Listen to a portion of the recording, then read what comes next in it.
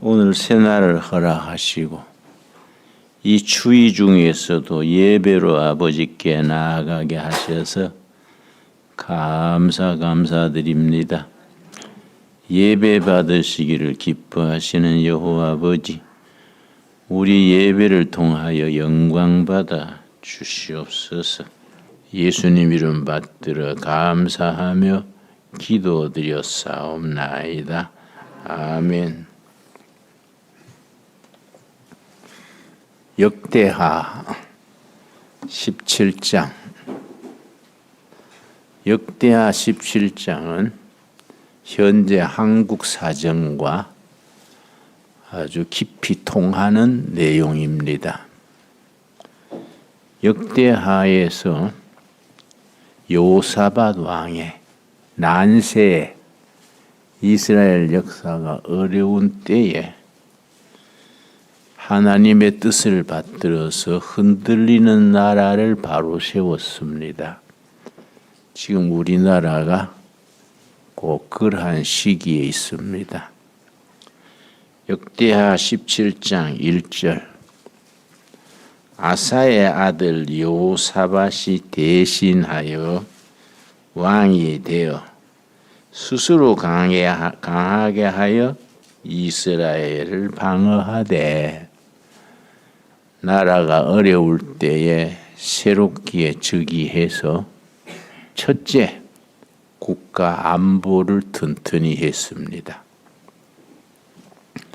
경제는 허물어져도 다시 세우면 됩니다. 그러나 안보는 허물어지면은 다시 세울 수가 없습니다. 1945년 일본 압제에서 해방된 이래로 북쪽은 전체주의, 공산주의, 남한은 자유민주주의, 복지사회, 시장경제를 선택했습니다. 올해가 딱 80년째입니다. 80년간의 체제 경쟁에서 남한이 완전히 승리했습니다. 그러나 국민 정신, 국민 교육에 우리가 많이 허점을 남겼습니다. 특별히 역사 교육이 잘못됐습니다. 일제시대부터 박헌영이라는 특출한 천재가 있었는데 전라남도 예산 출신입니다. 정말 천재입니다. 아마 청년 시절에 서울에 올라와서 정동교회에 다니다가 공산주의 교육을 받고 교회를 떠나서 철저한 공산주의자가 됐습니다. 박헌영입니다. 그런데 일제시대에 계속 조사받고 투옥하고 하다가 일제 말기에 전라남도 광주의 기악공장에 위장 취업해서 거기서 일하다가 해방을 맞았습니다. 그러니까 그 밑에 추종자들이 전국에 이제 퍼져 있었는데 박헌영이 해방된 뒤에 나타나기 전에 서울의 전선줄에 벽보가 붙었습니다. 박헌영 동지 빨리 등장하십시오. 박헌영 동지 빨리 나타나서 이 나라를 이끌어 주십시오. 서울 전봇대 곳곳에 붙었습니다. 그런데 공산주의 사회주의의 장기가 프로파간다, 선전입니다. 선전. 박헌영이 등장하기 전에 분위기를 만드는 거지요. 등장하기 전에 영웅을 만드는 겁니다. 그래서 드디어 박헌영 딱 등장하니까 박수를 치고, 그때는 호남 지역은 80%가 소작인입니다. 소작인. 참 호남 지역이 참 안 됐어요. 너무 고려 시대부터 차별 대우받고 소외되고, 지주들 소수가 소작인 80%를 지배했으니까 일본 제국주의 36년 동안에도 일본이 조선을 통치하려고 지주들을 잘 높이고 소작인들을 억압했습니다. 그러니까 소작인들 속에서 항일 운동이 일어났습니다. 그래서 호남 지역을 중심으로 농민들의 항일 운동 조직이 두레입니다. 두레. 일본 경찰이 다른 조직은 다 파악했는데 두레는 파악을 못했어요. 논바닥에서 소작인들이 모습들이 논매면서 누가 대장인지 이걸 파악이 안 되는 거예요. 그러니까 그 소작인들에게 박헌영 공산당에서 참 선정하기가 좋지요. 해방이 되면 지주는 몰아내고 소작인들의 땅을 준다. 공산주의의 캐치프레이즈지요. 그러니까 박헌영이 등장할 때에 미군정하에서 여론조사를 했습니다. 새로 태어날 신생공화국은 공산주의를 해야 하느냐, 민주주의를 해야 하느냐 조사를 했더니 76%가 공산주의 하자 했어요. 왜냐? 박헌영과 조선노동당 거기에서 지주를 몰아내고 소작인에게 땅을 준다. 그게 벌써 대박이지요. 응? 그러니까 소작인들이 공산당에 입당한 거지요. 그래서 박헌영 조선민주당, 조선노동당, 남노당 그래요. 나중에 남조선노동당 회원이 많을 때는 80만. 그 시대 인구도 얼마 안 되는데 80만이 남노당 당원이니까 엄청나지요. 그때 자유선거 했으면 박헌영이 초대 대통령 되는 거지요.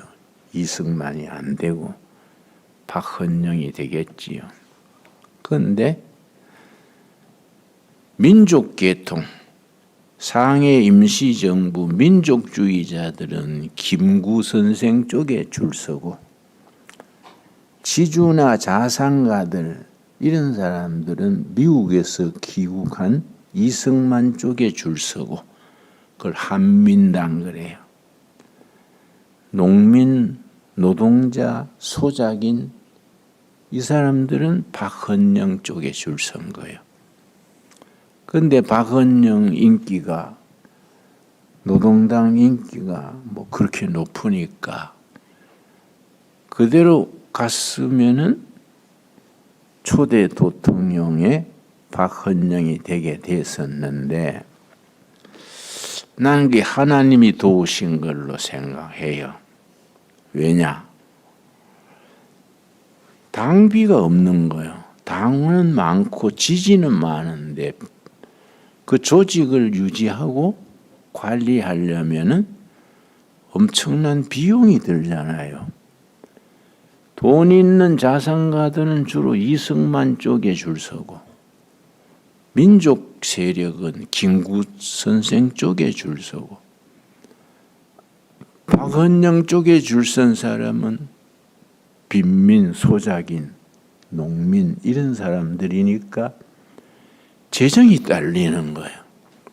그래서 박헌영이 무슨 생각을 잘못했냐 하면은 위조 지폐를 만들어 가지고 위조 지폐 두 가지 목적이 있어요. 위조 지폐를 전국에 뿌리면 경제가 혼란해져서 공산당이 집권하는 데 유리하다. 둘째, 위조 지폐를 만들어 가지고 전국 지방당에다가 뿌리면은 당비를 조달할 수 있다. 두 가지 생각을 해가지고 1946년 해방되던 고 이듬해에 일본에서 조선 지폐 찍던 그 공장을 사들였어요. 적산가옥이지요. 그걸 구입하면 거기에 인쇄 설비가 그대로 있는 거예요. 그리고 동판 중에 조선 지폐 찍던 동판이 그 안에 있는 거예요. 그걸 잘 수리해가지고 돈을 찍은 거예요. 그런데 이제 미 군정청에서 보니까 자꾸 지폐가 나돌거든. 그 경제가 혼란해지잖아요. 미군들이 그걸 잡을 수 없으니까 일본 경찰 출신들을 채용했어. 그 사람들은 정보에 밝으니까 일본 경찰 출신들을 채용해가지고 위조 지폐 이걸 한번 찾아내봐라. 이 사람들은 일제시대에 독립운동가들 잡아내던 사람이니까 뭐 수사 쪽에는 베테랑이지요. 그런데 전국을 점조직으로 나누어 가지고 조사를 하니까 이 뚝섬 어디 일제시대 공장에서 매일 새벽에 차가 한 대 출발하는 거, 추럭이. 그걸 딱 주목을 하고 왜 매일 새벽에 뭘 싣고 출발할까? 일본 경찰 출신이 그걸 딱 눈독을 들여가지고 관찰을 해서 한밤중에 급습을 했어. 경찰이. 해보니까 돈 찍는 현장이야. 그걸 정판사 그래. 정판사. 그 인쇄소 이름이.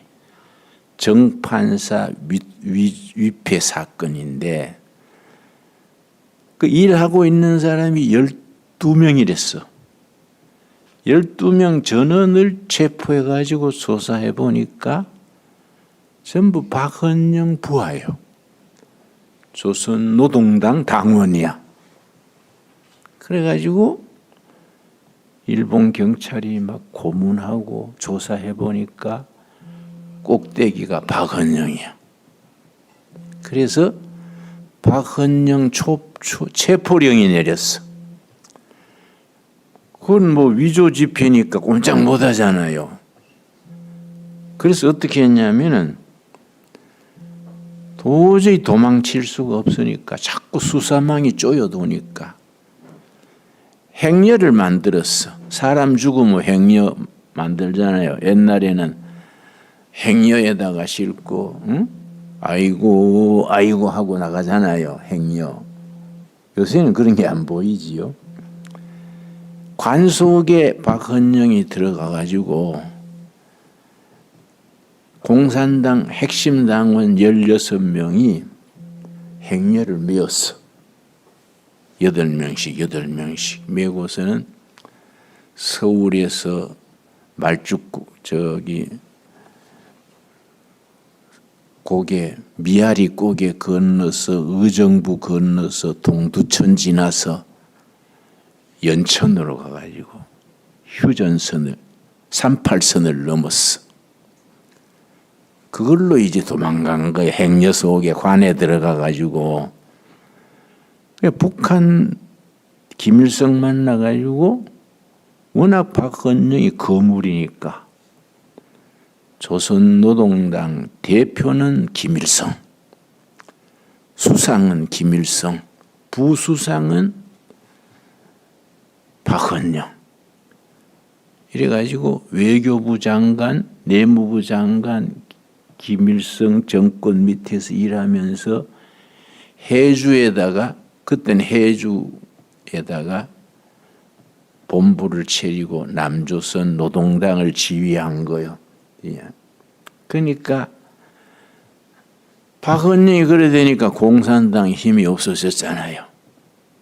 그런데 1948년 5월 10일에 선거를 했어. 유엔에서 한국을 어떻게 할까 그러다가 유엔에서 결정하기를 남북한 같이 5월 10일 선거를 실시한다. 유엔에서 공포를 했어. 48년 5월 10일이요. 그러니까 제주도에서는 그 선거 보이콧도 하려다가 제주 4.3 사건이 일어났어. 제주 4.3 사건 들었어요? 김대중 선생이 제주 4.3 사건에 대해서 가장 정확하게 말했습니다. 미국의 신문 기자가 김대중 선생한테 물었어. 제주 4.3 사건을 어떻게 생각하십니까? 물으니까 김대중 선생께서 시작은 공산주의 지령으로, 박헌영 지령으로 시작됐지만은 진행되는 과정에 양민의 희생이 너무 많았다. 여기 정확한 말이야. 응? 그러니까 공산당이 박헌영 그 위패 사건 때문에 힘이 없어지니까 5월 10일 선거를 하는데 서울시당 남로당 서울시당 책임자가 우리도 출마합시다. 공산당 당원이 80만이니까 우리도 출마합시다. 그걸 해주에 있는 박헌영한테 그걸 돌렸어. 어떤 과부를 포섭을 해가지고 서울에 집 얻어주고 생활비 대주고 해주에 연락책으로 쓴 거예요. 그러니까 그 여인이 5월 10일 선거에 우리도 참여하게 해 주십시오. 비밀 문서를 은밀한 곳에 숨겨가지고 38선 넘어 해주러 갔어. 가서 그걸 박헌영 부수상한테 주니까 이걸 가지고 박헌영이 김일성하고 만나서 의논을 했어. 유엔 지시로 5월 10일 선거를 하는데 휴전선 이북은 우리가 거절하기로 하고 이남 선거에 남로당이 참여할 거냐 말 거냐. 박헌영과 김일성이 의논을 했어. 그런데 뭐라고 결정했냐면은 선거에 참여하지 말고 사보타지를 해라. 선거함 불지르고 출마하는 사람 암살하고 이렇게 해라. 지시가 내려왔어. 그러니까 서울시당 위원장이 참 이 사람이 전략 있는 사람이야. 그걸 붙들고 울었어. 밤새 울면서 박헌영 선생도 안 계시고 선거에 나가가지고 그때 200표야. 200표. 200표 중에 최소한도 3분의 1은 공산당 당선될 텐데 선거를 안 하면 어떡하냐. 그걸 붙들고 울었어요. 그 사람이. 그래서 항의를 했어. 그 부인을 시켜가지고 이러면 안 됩니다. 우리가 당에 출마하면 이승만 당을 이길 수 있습니다. 이랬는데 박헌영이 그걸 항명이거든. 항명. 북한으로 월북을 하라. 그래서 월북을 하면 숙청이에요. 숙청이에요. 이 사람이 월북하면 숙청인 줄 알고 자수를 했어. 그때 영락교회 집사 중에 오제도 검사라고 있었어. 오제도 이름 들었어요?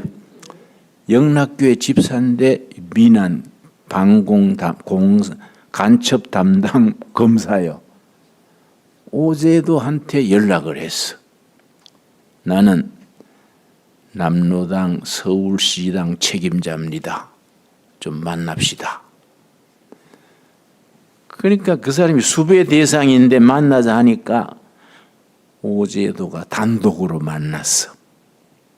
만나서 얘기를 하다가 오 검사님, 당신 집에서 얘기하고 싶습니다. 그 오제도 검사 집에 갔어. 갔더니 그 부인이 저녁을 차려주는데 시래기국을 주는 거야. 보리밥에 시래기국이요. 그러니까 이 사람이 화가 났어. 내가 아무리 문제가 생겨도 서울시당 위원장인데 이래 대접할 수 있느냐고. 응?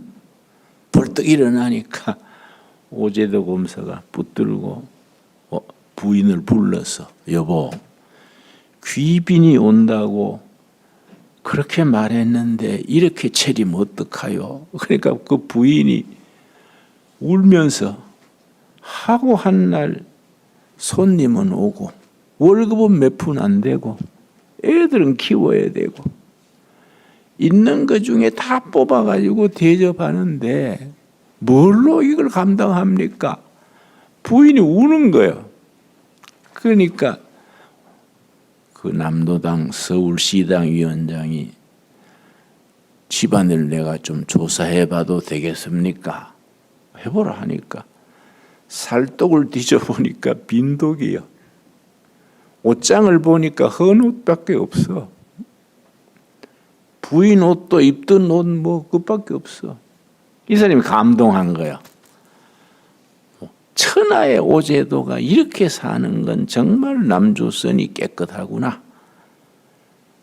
그래가지고 자기 밑에 있던 조직을 전부 같이 16명을 불렀어. 우리가 이번에 시당 위원장의 서울시 선거에 출마를 했어야 되는데 이 박헌영, 김일성이가 출마를 막았다. 죽도 밥도 안 된다. 나는 자수하겠다. 여러분은 자유롭게 해라. 그러니까 16명이 울면서 다 같이 자수했어.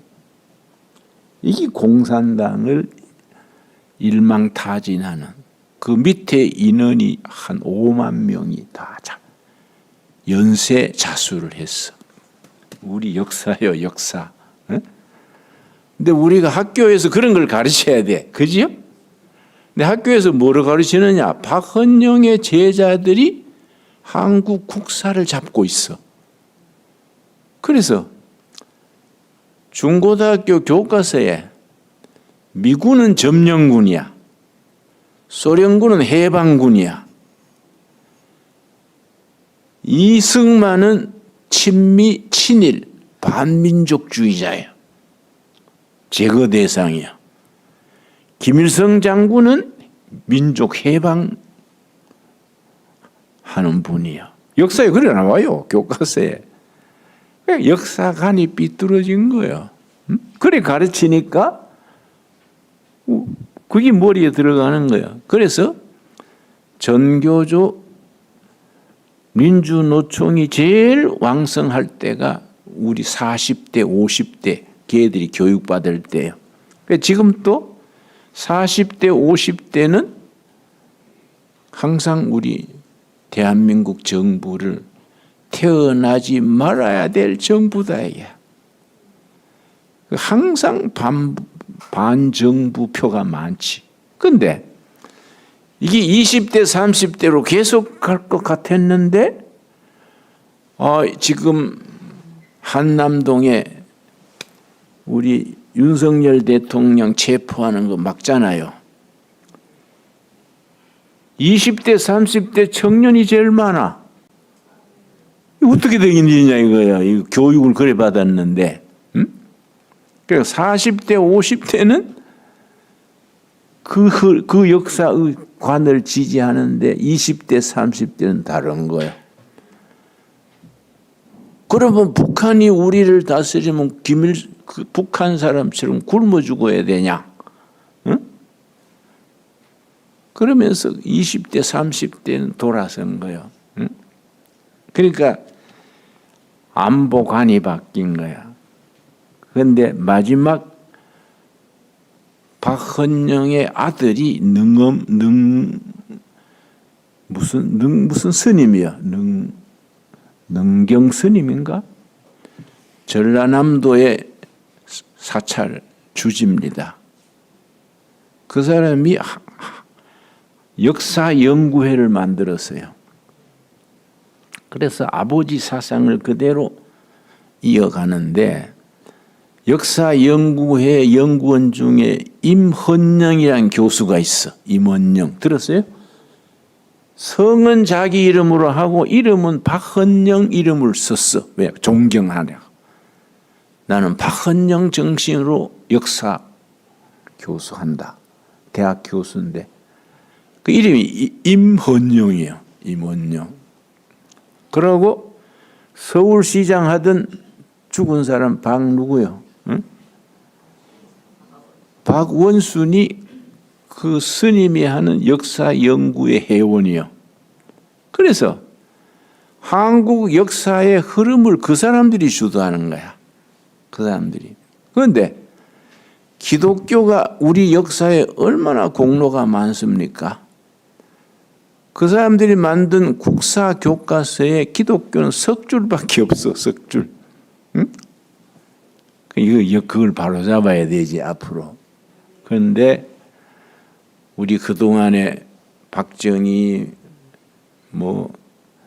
이명박, 박근혜, 보수 대통령들이 있었지만은 이런 문제에 대해서 관심을 못 가진 거예요.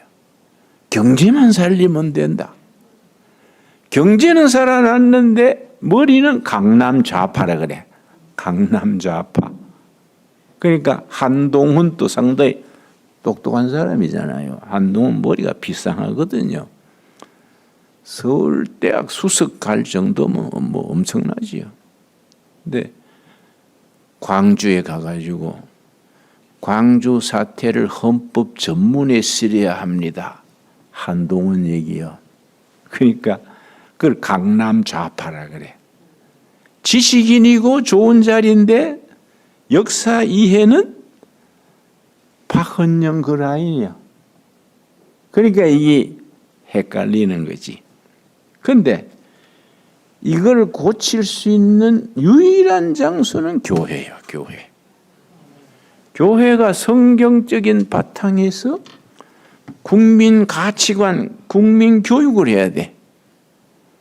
국민 교육의 성경에서 나온 우리 자유민주주의 사회의 가치관이 5가지예요.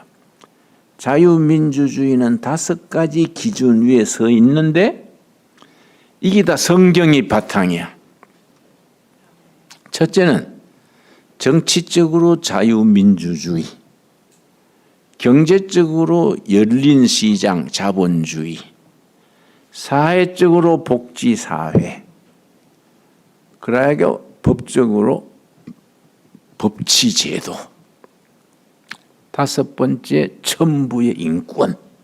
5가지가 바탕이 성경이에요. 성경 바탕으로 서구 민주주의에 발전해 왔는데 대한민국은 다행히 이승만이 하버드 석사에 프린스턴 박사니까 아주 세계 문명을 알고서는 해방된 뒤에 자유민주주의 선택한 거지. 북한 김일성은 소련군 장교를 했으니까 북한은 공산주의 한 거지. 80년 만에 체제가 승리가 된 거예요. 우리가 80년 만에.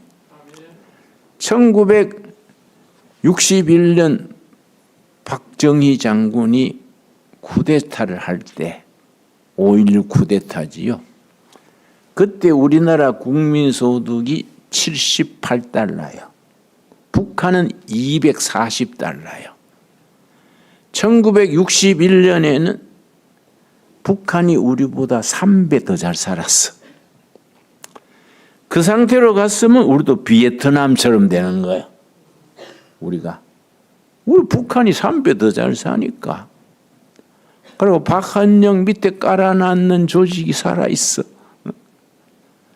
그러니까 우리가 공산화될 수 있는 조건이랬는데 참 박정희 대통령과 국민들이 허리띠 졸라매고 밤늦게까지 재봉틀 밟고 온갖 그 제조업을 해가지고 경공업을 일으켰어.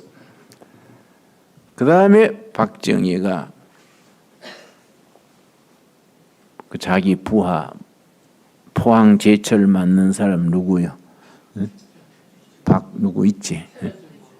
박태준 불러가 자기 밑에 별 2개짜리야.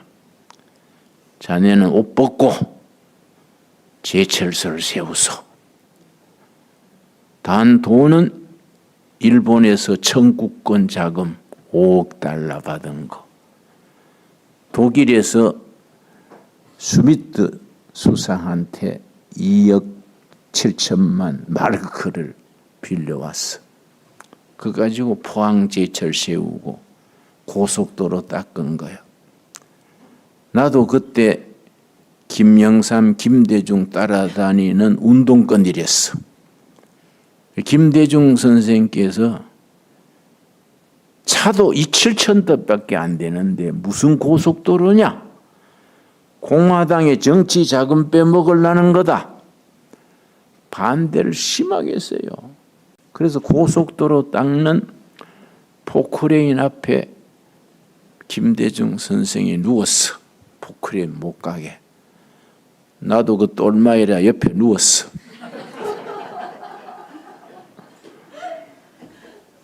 지금 고속도로 없으면 어떻게 돼? 그러니까 박정희 대통령이 살아있으면 가서 내가 사과드리지. 그럼 그때 내가 뭣도 모르고 옆에 누워서 죄송합니다. 죽으면 안 돼. 오래 살아야 돼. 그지요? 안보야, 안보. 그러니까 여호사밧 왕이 딱 젊은 나이에 왕이 돼가지고 첫째 안보야. 딱 군대를 강화한 거야, 강화. 근데 우리나라는 안보가 흔들렸어. 불행 중 다행히 북한이 죽을 쏘는 거야. 북한이 꼴이 말이 아니야. 안 그랬으면 우리가 공산화가 되지. 우리가 정신 바짝 차려가지고 정신 무장을 해야 되는데 국민을 바로 가르칠 수 있는 유일한 곳이 교회예요. 목사들이 바로 가르쳐야 돼.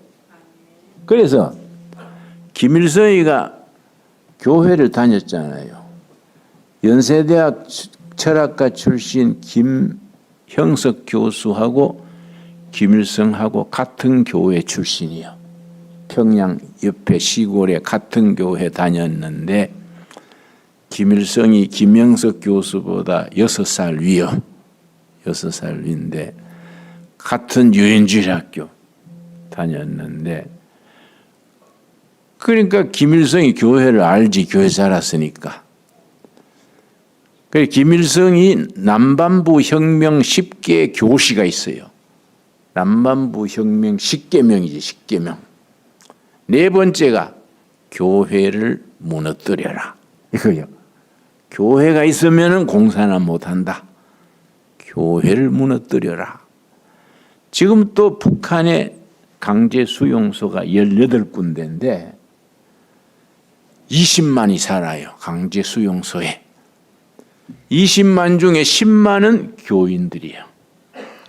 성경을 가졌거나 예배드리거나 그 사람들이 강제 수용소에 들어가는 거예요. 그 사람들의 눈물을 우리가 기억해야 돼. 그 사람들의 눈물의 기도가 하늘에 닿아가지고 하늘 보호자를 움직여서 멀지 않아서 통일될 줄로 믿습니다. 통일되면 북한 그 지하교회의 정말 그 슬픈 사람들 아니야. 80년간 그렇게 고통당하던 지하교인들, 그 사람들하고 같이 민족 보고말을 이루어야지. 그래서 그 사람들하고 우리가 일어서면은 통일 이후에 10년 안에 우리는 세계 5대 강국에 들어갈 수 있어요. 그래서 내가 북한 가지고 낮은 선봉에 농장을 했어요. 둘의 농장. 근데 이런 시장이 있습니다. 이거보다 4배 큰 광장에 시장이 있어요. 그 내가 이제 내 담당이 정치 보위부 담당이야. 그 사람한테 현찰 돈 100불 딱 주고 시장 구경 좀 시켜주시오. 그러니까 이거 안 되는 긴데요. 에이, 왜 그러세요? 100불 딱 주니까 그것은 100불이 크거든요. 그럼 말은 하지 말고 따라오시라요. 그러니까 한번 돌았어. 어떤 할머니는 팥죽 써와서 팔아요. 팥죽. 어떤 아저씨는 강아지 2마리 팔고. 그 내가 이제 뒷짐지고 도는데 대충 보고 갑시다래. 그래. 좀 일부러 왔으니까 천천히 보고 갑시다. 한참 가다 보니까 한 40대 아줌마가 내 뒤를 밟아와요. 이상하다. 내가 빨리 가면 빨리 와요. 내가 천천히 가면 또 천천히 와. 내가 가만히 보니까 내 눈치를 보는 게 아니고 내 담당 정치 보위부 그 사람 눈치를 보는 것 같아. 그래서 내가 연습으로 딱 비껴서 군중 속으로 쑥 들어갔지. 떨어졌어. 그랬더니 그 사람이 발도도매가 날 찾아요. 이래가. 그때 그 아줌마가 내 옆에 손살같이 지나가면서 귀에 대고 딱 한마디 했어요. 할렐루야. 그 말 한마디 했어. 북한 땅에도 하나님 찬양하는 성도가 있다. 그 알려주려고 목숨 걸고 따라온 거예요. 할렐루야. 그러고 가버렸어. 얼굴도 안 보여주고 가버렸어. 내가 어떻게 눈물이 나는지. 눈물을 깎고 있어. 안경 벗어가 눈물 닦으니까 담당이 찾아와가 왜 안질이 나쁩니까? 이래서 예, 그런 일이 있습니다. 이게 북한 사정이에요. 그래서 내가 이 북한을 어떻게 도우면 될까? 80년대 북한이 굶는다 그래가지고 내가 이제 두만강, 중국 쪽 두만강을 걸으면서 두만강 저쪽은 북한이에요. 이쪽은 중국이고 중국 쪽 걸으면서 기도했어요. 하나님, 두만강 저쪽 동포들을 도울 길 열어주십시오. 기도하고 걷는데 중국 쪽 마을에 십자가가 있더라고. 그러니까 찾아갔지. 반가워서. 찾아갔는데 중국 목사더라고요. 인사하고. 그래서 내가 북한을 돕기 위해서 도울 길이 뭐일까 해서 내가 두만강 강둑을 걸으면서 기도하고 있습니다. 그랬더니 중국 목사가 마침 잘 됐다. 19살 먹은 북한 처녀를 데려왔어. 얼마 전에 도착했던 북한 아가씨다.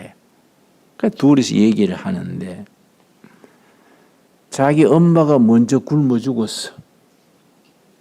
왜 엄마가 제일 먼저 굶어 죽냐? 먹을 게 있으면 자기는 안 먹고 애들을 먹이는 거야. 엄마는 왜 안 먹어? 나는 먹었다 하고 애들을 먹이느라고 자기는 굶어 죽는 거예요.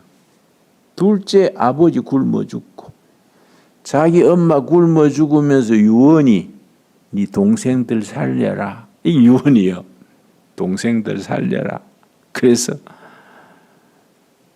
애들이 굶고 있으니까 밤에 두만강을 건넜어요.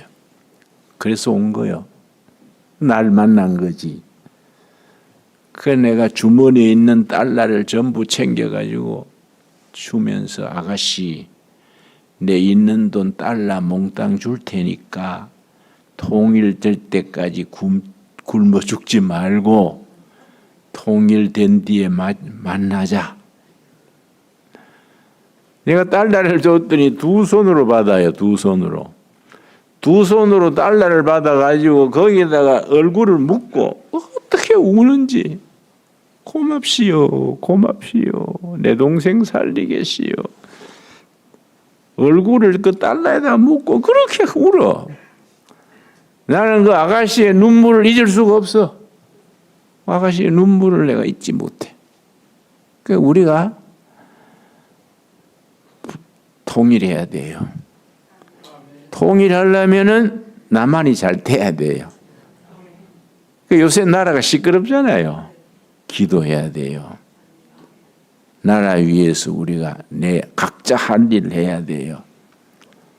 한 3년 고비를 넘길 것 같아요. 한 3년 고비를 잘 넘기고 그러면 2030년까지는 통일이 된다고 저는 생각합니다. 2030년.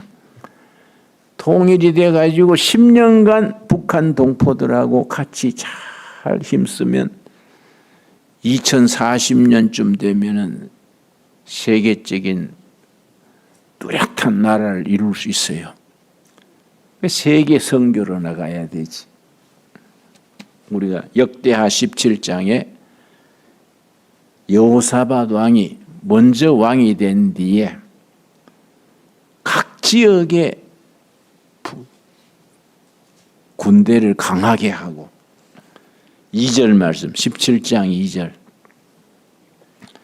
유다 모든 견고한 성읍에 군대를 주둔시키고 또 유다 땅과 그의 아버지 아사가 정복한 에브라임 성읍들의 영문을 두었더라.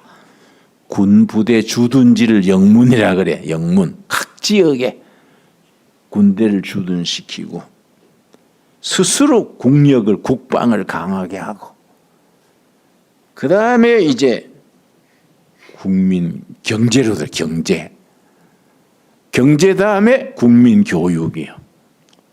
국민 교육 다음에 신앙 영적 교육이요.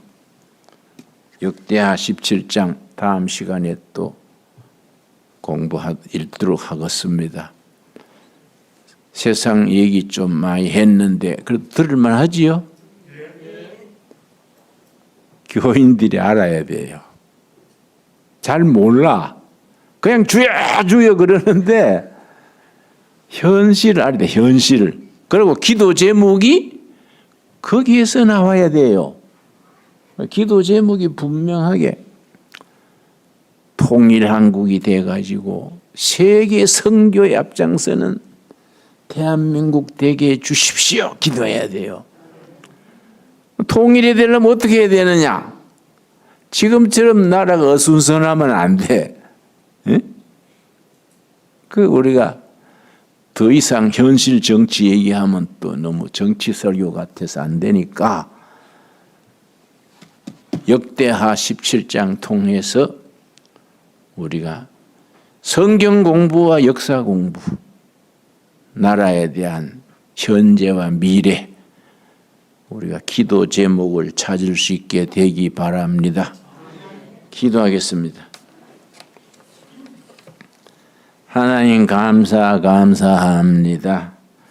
오늘 귀한 시간 예배드리며 말씀을 앞에 놓고 여호사밧 왕의 안보, 경제, 국방을 튼튼히 하던 이야기를 읽었습니다. 이 시대에 우리 대한민국이 여호사밧 왕과 같은 지도자들이 나와서 온 국민, 온 교회와 더불어 튼튼한 나라 세우게 하옵소서. 예수님 이름 받들어 기도드렸사옵나이다. 아멘. 하늘에 계신 우리 아버지여, 이름이 거룩히 여김을 받으시오며 나라 임하옵시며 뜻이 하늘에서 이룬 것 같이 땅에서도 이루어지이다. 오늘날 우리에게 일용할 양식을 주옵시고 우리가 우리에게 죄 지은 자를 사하여 준 것 같이 우리 죄를 사하여 주옵시고 우리를 시험에 들지 말게 하옵시며 다만 악에서 구하옵소서. 나라와 권세와 영광이 아버지께 영원히 있사옵나이다. 아멘.